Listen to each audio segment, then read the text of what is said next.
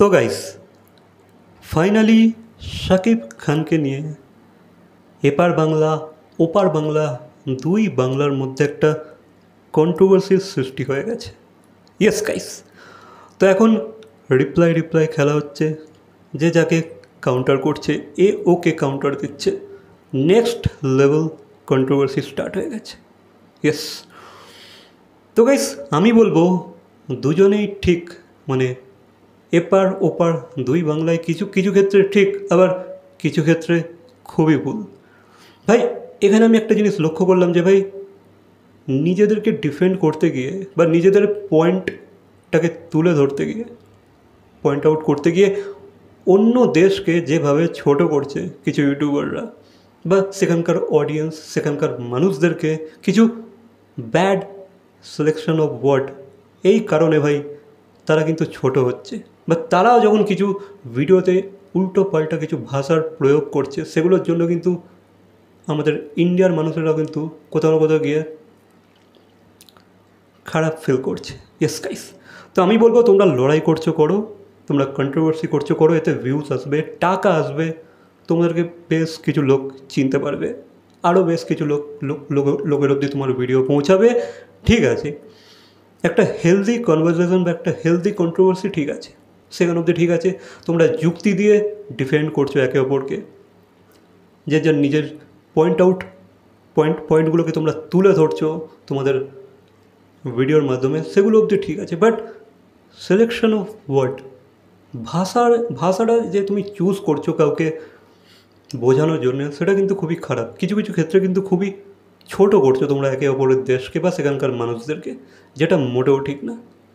তোমরা যেহেতু একটা পজিশানে আছো, একটা ভালো পজিশানে আছো, তোমাদেরকে অনেক মানুষ দেখে, তো সিলেকশন অফ ওয়ার্ডটা কিন্তু খুবই ম্যাটার করে।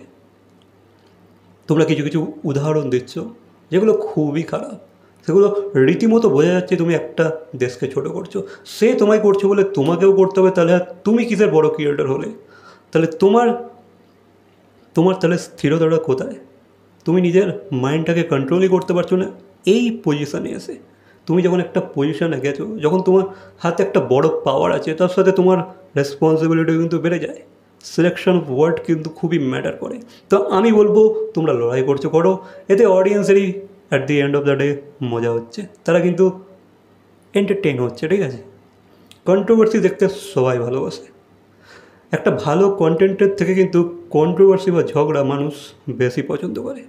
বাট তোমরা যেহেতু যুক্তি দিয়ে কথা বলছো, বাট যুক্তি দাও, তার সাথে সিলেকশন অফ ওয়ার্ডটা একটু ঠিকঠাক করো, কারণ সেই কারণে তার ফলত এপার ওপার দুপার বাংলারই লোকেরা খারাপভাবে পোট্রে হচ্ছে। তাদেরও তো খারাপ লাগে। ইন্ডিয়া, বাংলাদেশ, সব জায়গায় তো মানুষই আছে ভাই, জানোয়ার তো নয়, সবই তো মানুষ। তো ভাই খারাপ সবারই লাগে, ঠিক আছে।